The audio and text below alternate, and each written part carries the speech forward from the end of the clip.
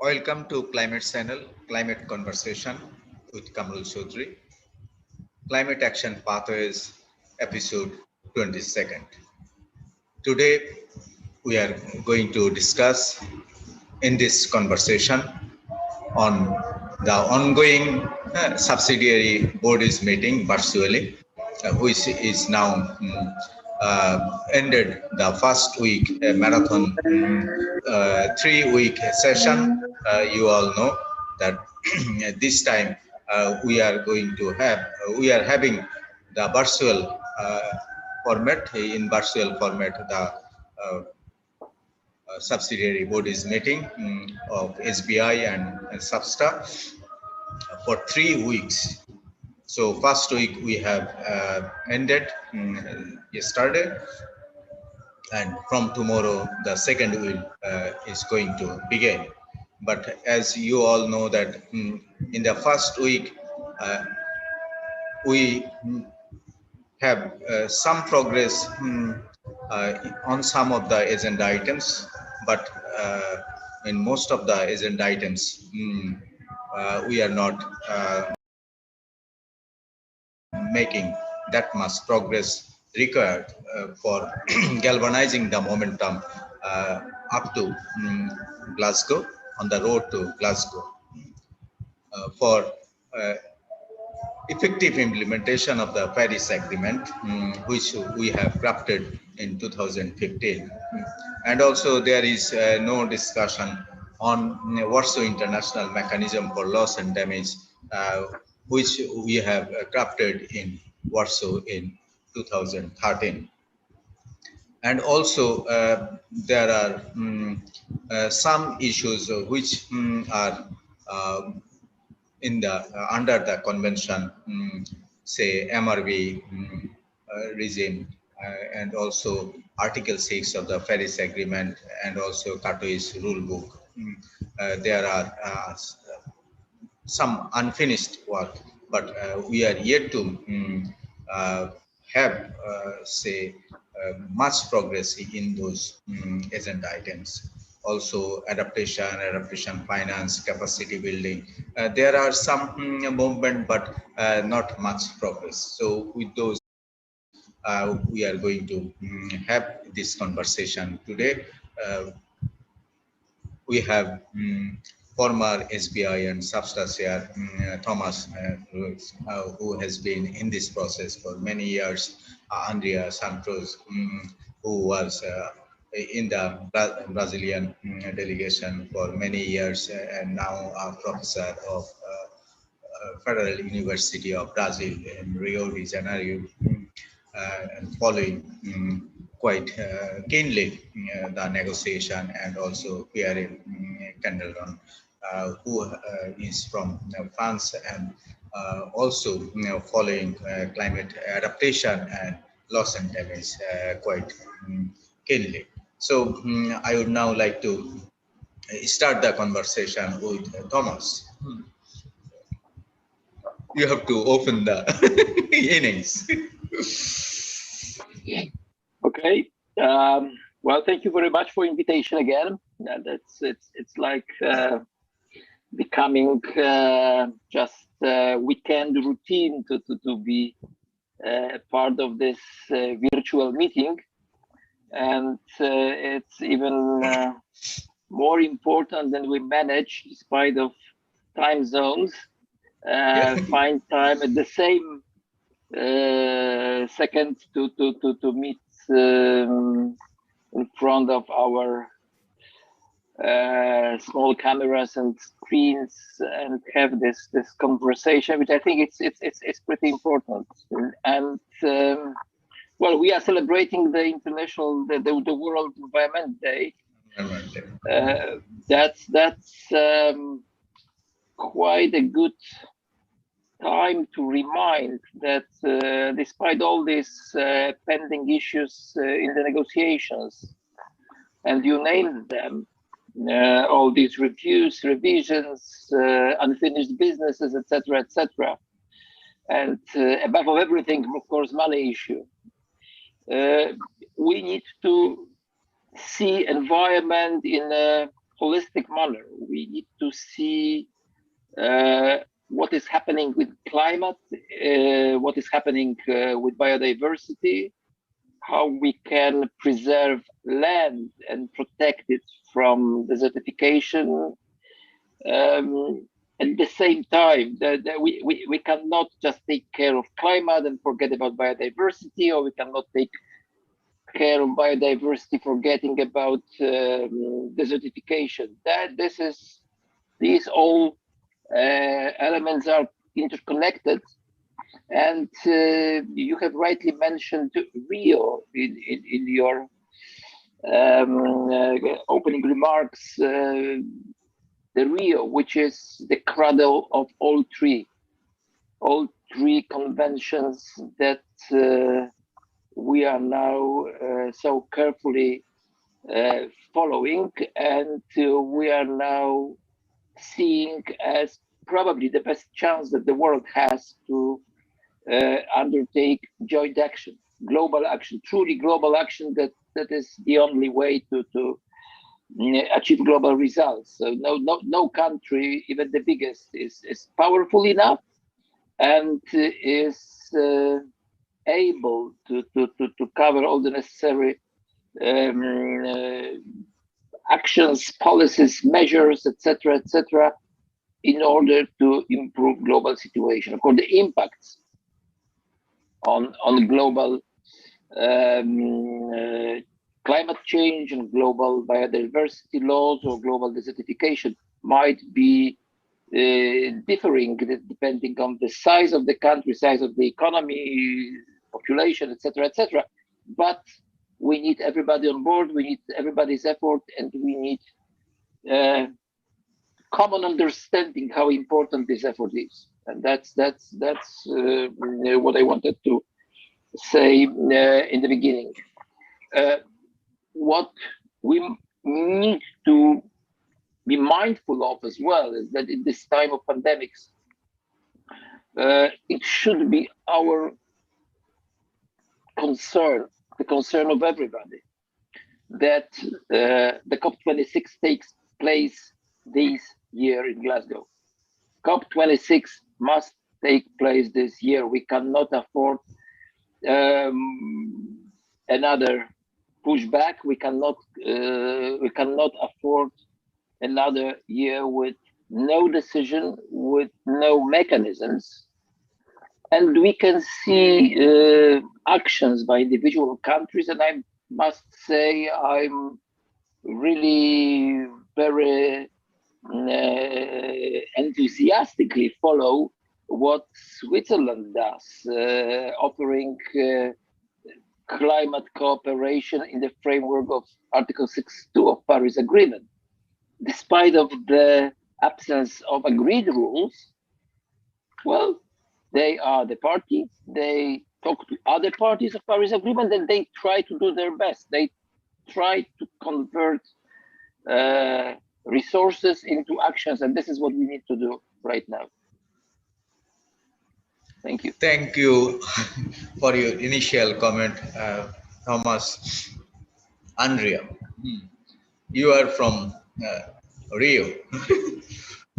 We call Rio Conventions, 3 Rio Conventions: Climate Change Framework Convention, Desertification Convention, and Biological Diversity Convention.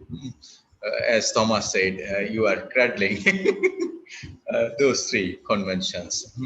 And many of the convention issues are yet to be implemented. Though we are celebrating now World Environment Day. This year the theme is ecosystem services, and we know that every year 125 to 150 trillion dollars of ecosystem services they are providing. The nature is providing us, but we don't take care of, and it is almost 1.5 times the global GDP, aggregate GDP of the whole world.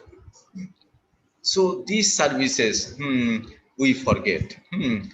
Rather, we are hurting our ecosystems, our fragile ecosystems.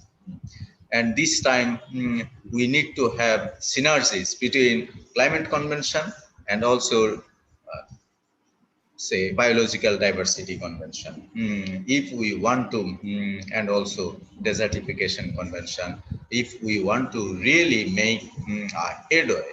And Glasgow, as Sir Nicholas Stern warned us that if we don't deliver, if we are not successful in COP26, then we might lose 1 decade of the poorest of the poor countries, developing countries, because their economic growth, their sustainable development will be in jeopardy, and that will help adversely impact the global growth of the G7 countries, G20 countries.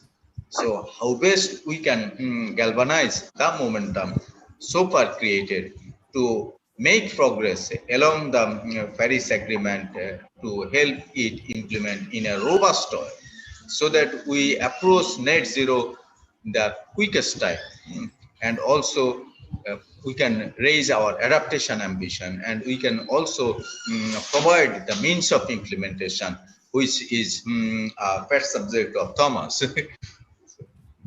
Andrea. Yes. First of all, thank you again for the invitation. It's a pleasure to talk about environment. Unfortunately, we don't have good news to celebrate. We have a triple environmental emergency. It's I think Tomasz started a very good introduction, because especially regarding the synergy that Quamrul is talking about, I think especially after the pandemic, we have an opportunity to recover and strongly resilient and think about the 3 conventions. Also, another point is that we are coming to reaching a point of no return. This is very concerning about our future. So I would like to have good news to celebrate yesterday, the Environmental Day, UN Environmental Day, but unfortunately we have many challenges. So I would like to comment about the urgency to a global call to actions under the Paris Agreement, also the Biodiversity Convention, and how we can create opportunities to emerging and to promote resilience. Another one is regarding the safeguarding of the planet. So we have an opportunity, Quamrul and Tomasz, Pierre, to think about how we can restoring ecosystems. For example, we need to think about how we can drive a transformation that will contribute also to achieving the Sustainable Development Goals. So unfortunately, the last report presented that we are not achieving, especially in many developing countries. So climate and poverty, we know that it's a very difficult and a very dangerous combination.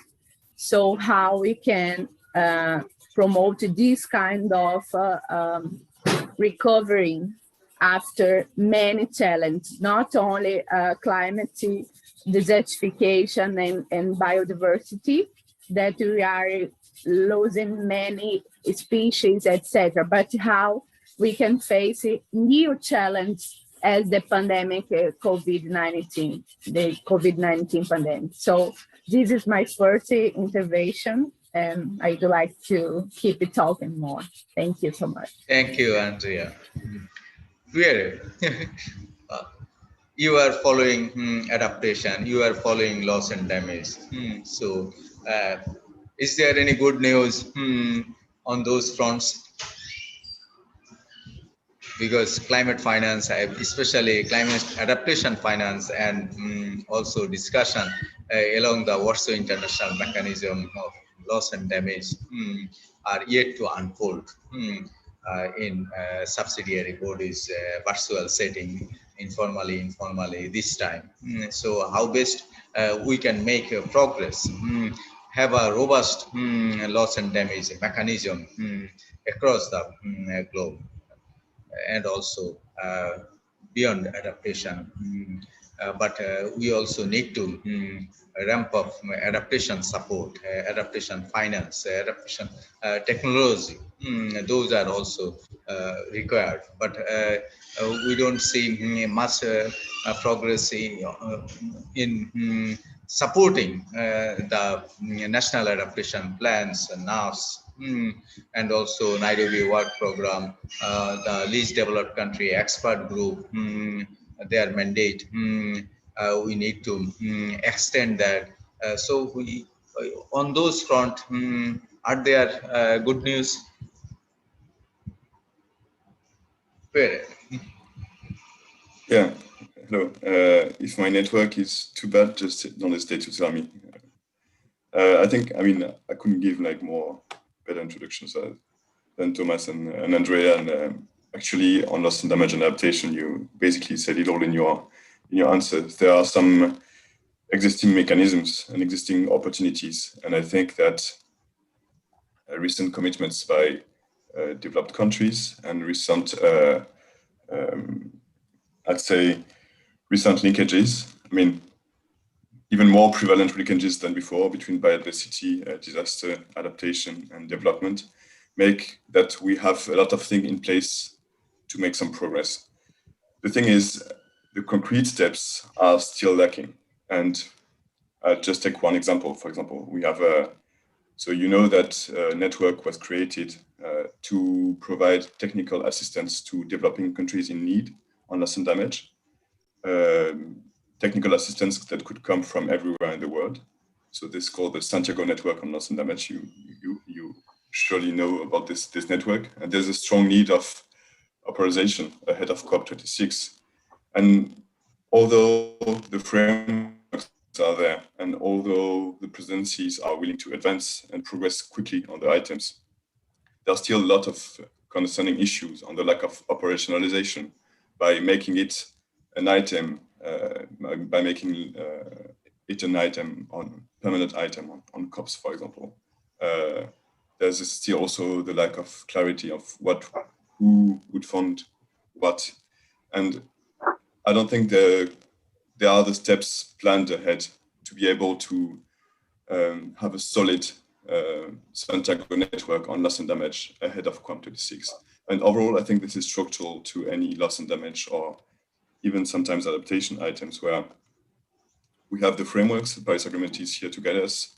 The transparency rules are getting also stronger, but overall, I think there is yes, maybe a lack of political will to bring the final touches who would make the instruments really concrete and the financial flows also increased. So yeah.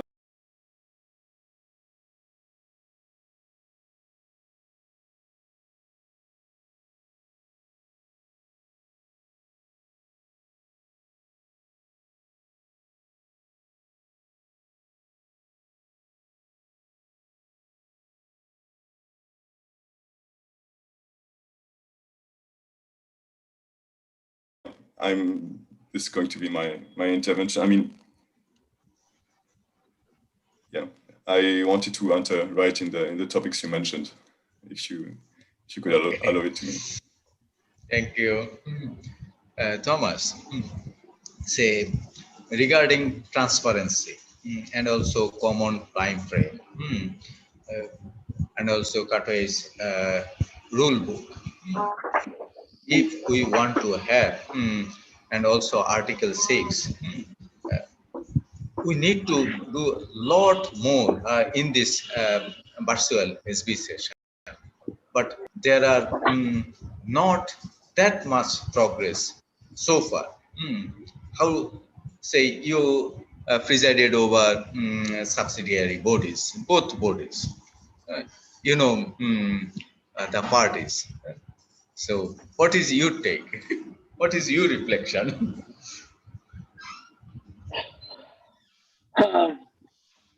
Well, this is the question that is very easy and very difficult at the same time. It's very easy because it's easy to say, well, everything is in the hands of parties, and the entire process is in the hands of parties. So the chair's role is to control the process, to make sure that the rules are properly followed, that nobody tries to take advantage of somebody else or ignore somebody else's views, etc., etc. So that's what a chair of anybody should do. Just be the guardian of the rules. But at the same time, the chair has to clearly set the expectations and clearly communicate these expectations in her or his conversations with the parties. And there is always, at least has always been, an opportunity to do so, to listen to parties, but also to talk to parties and consult how the chair wants to make a progress, to guide this process in a way that parties may benefit best from what is going to happen. So this is the easy part. The difficult part is in finding the solution, how to make a leapfrog from technical to political discussion. Most of these so-called difficult issues or unfinished businesses, whatever nice name we can find for inability of parties to conclude the process with a decision, we have sometimes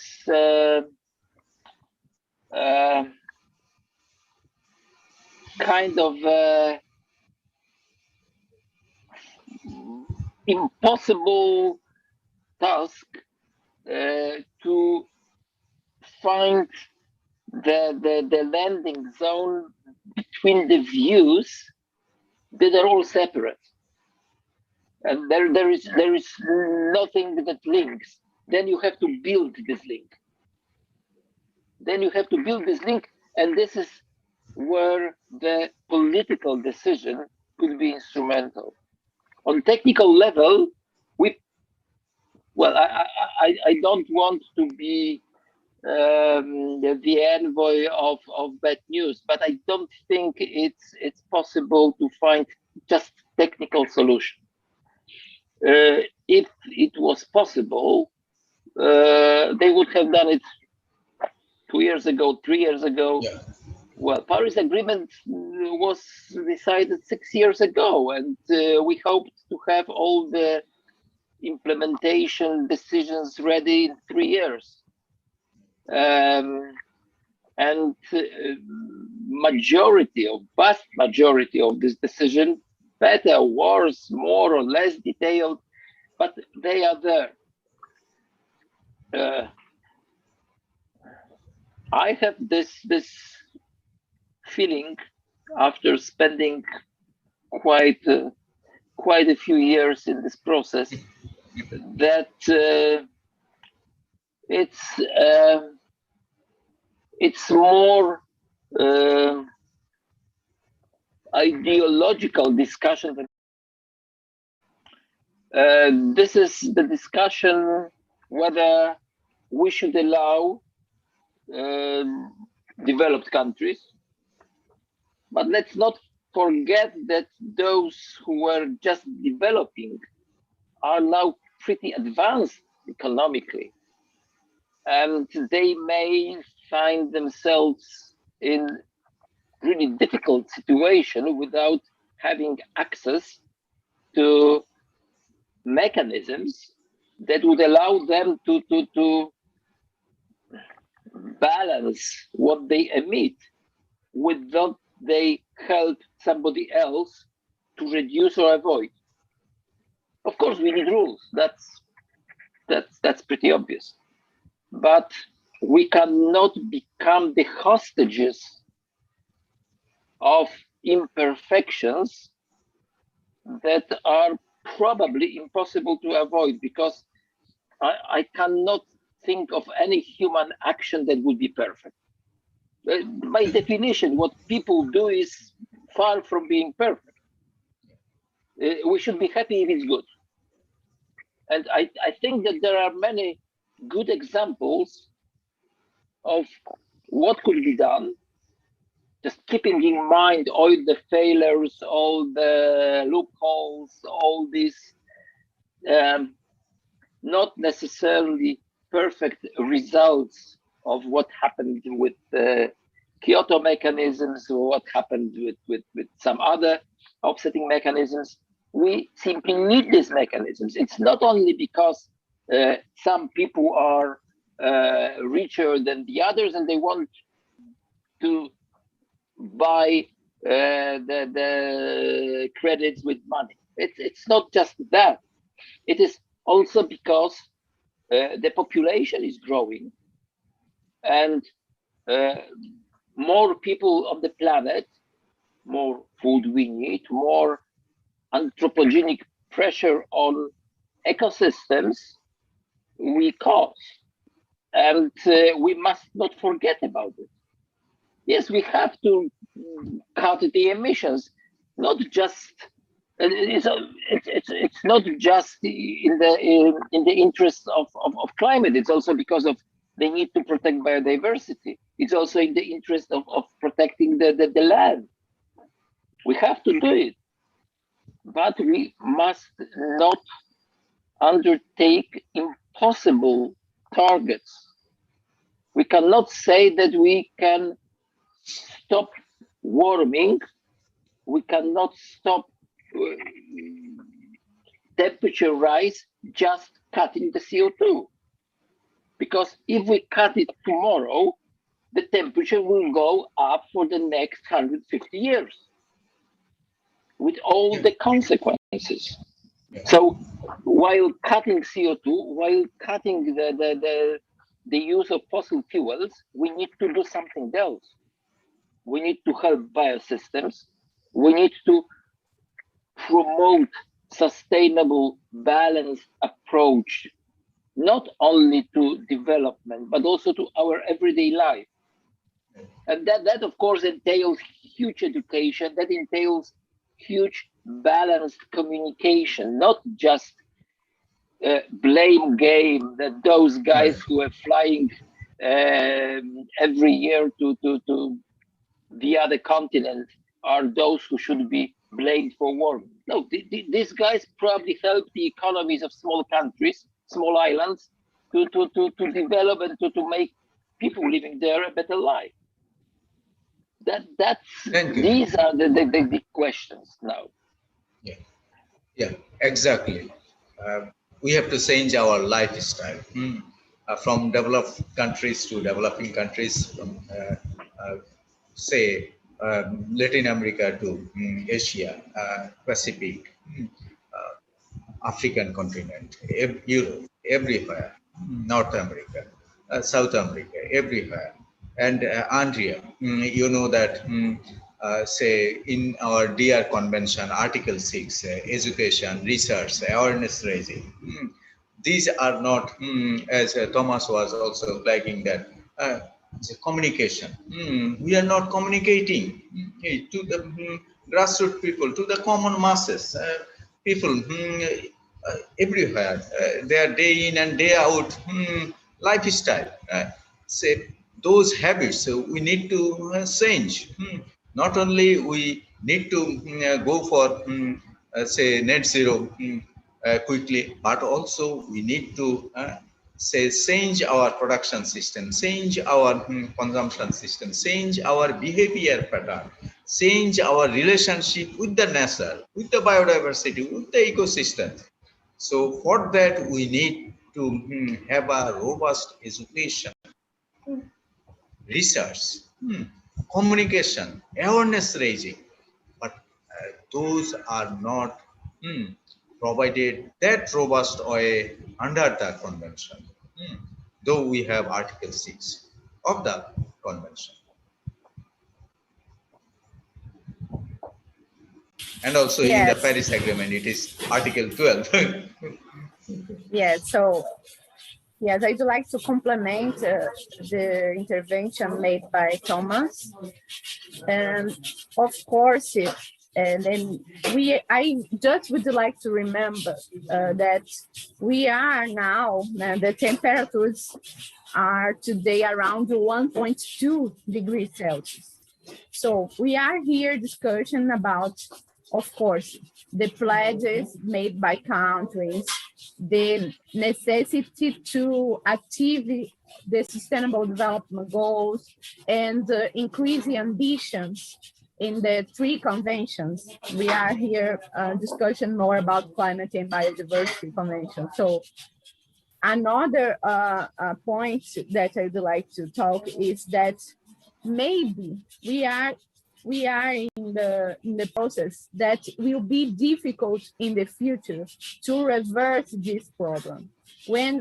Because if you think we are very close to achieve 1.5 and probably 2 degrees in the next decades. So why we can do, and I agree with Tomasz, and that the technology will not be sufficient. We need to think about behavioral change and many other opportunities to move toward 2 degrees and to not increase the temperature, and also to achieve net zero. If we remember that about the pledges presented by countries, many countries are considering achieving net zero in 2040, 50. So I think we have a not long, but we have a process that we need to achieve these goals, and we need to increase the ambitions urgently.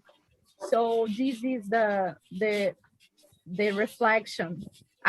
As I told before, I would like to celebrate good news, but we are only receiving alarming news about the state of our planet. So this is my first comment.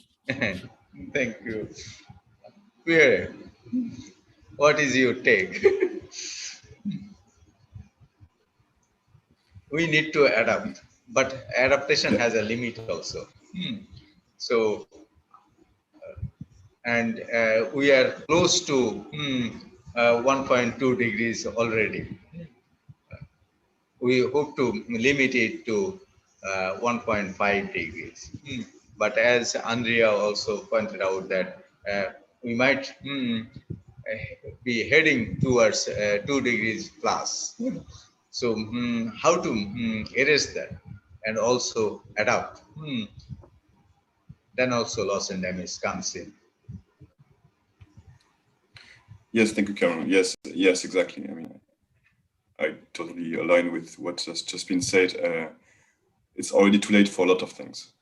This is sure. And even with the current NDCs, we are above 2 degrees. And it's if the NDCs are respected.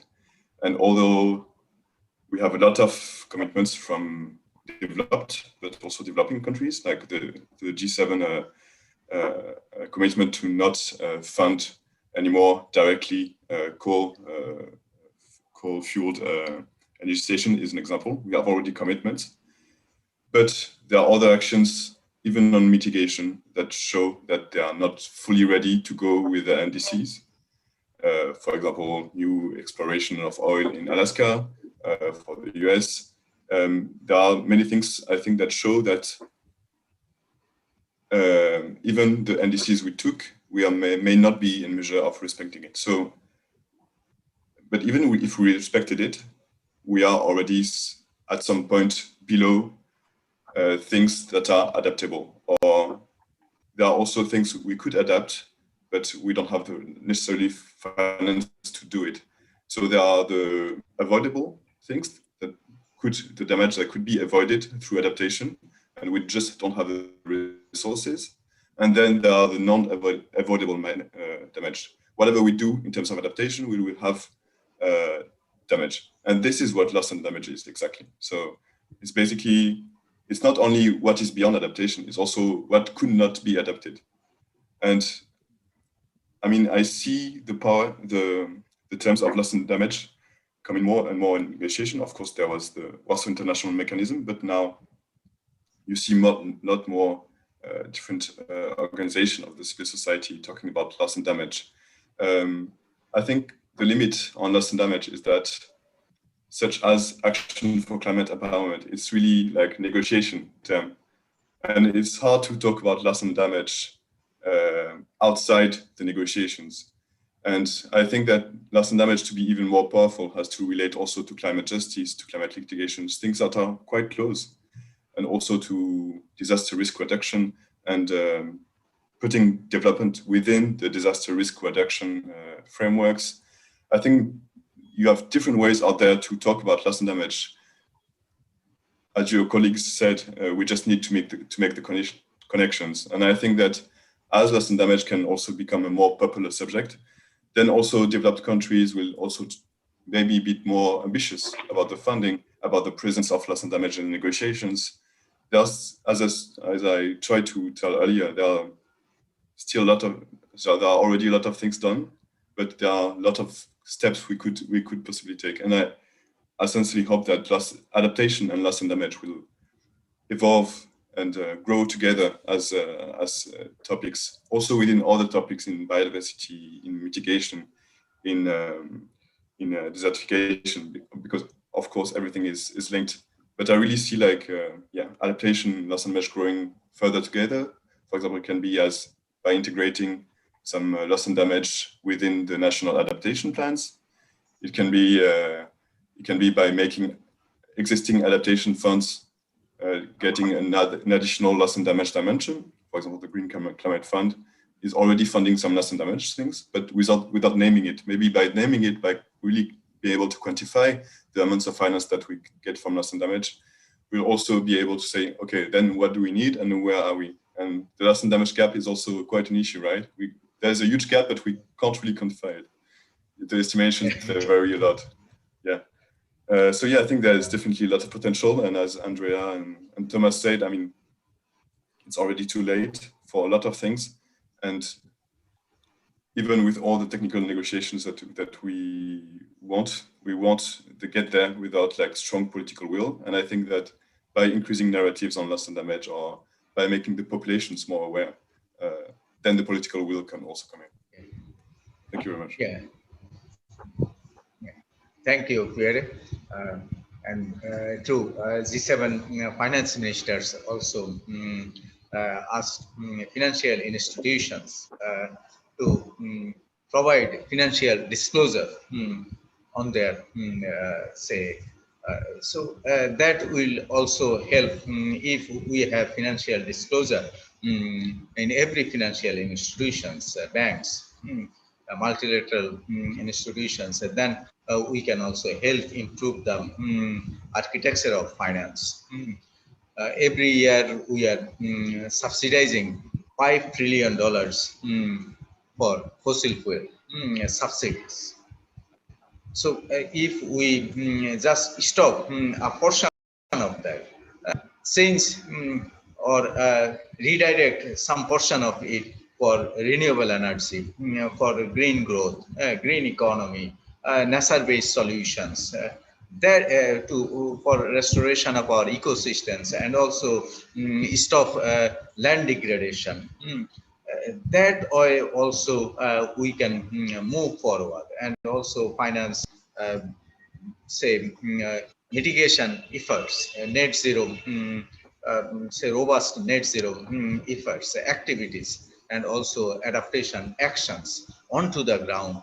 That will help us to take to 1.5 degree global goal of Paris Agreement, and also global goal of adaptation ambition raising, and also finance ambition.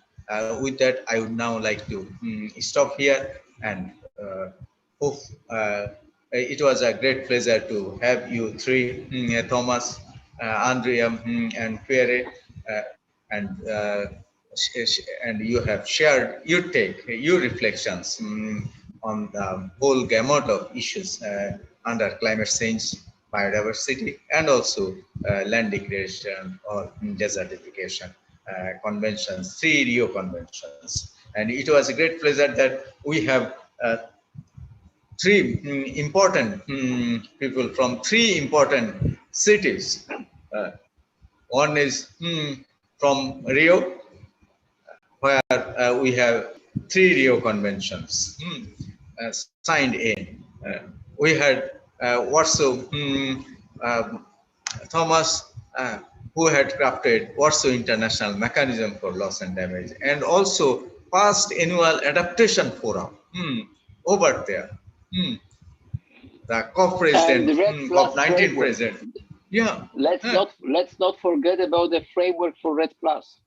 Yeah, RED Plus framework. For RED Plus. Yeah, RED Plus. That's also very important, especially very important. as we consider biodiversity.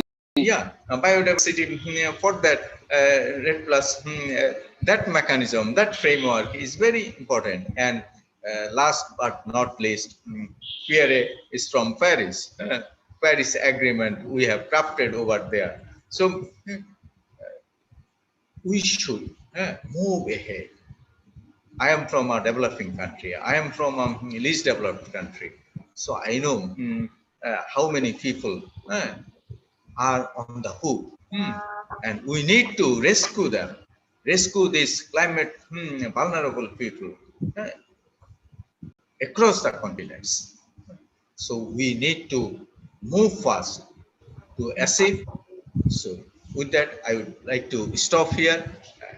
Thank you very much for joining this conversation. Thank you very much. Thank you. Happy Sunday. So thank you, Tomasz, for joining. Andrea, Pierre. Pleasure as Hope to see you again.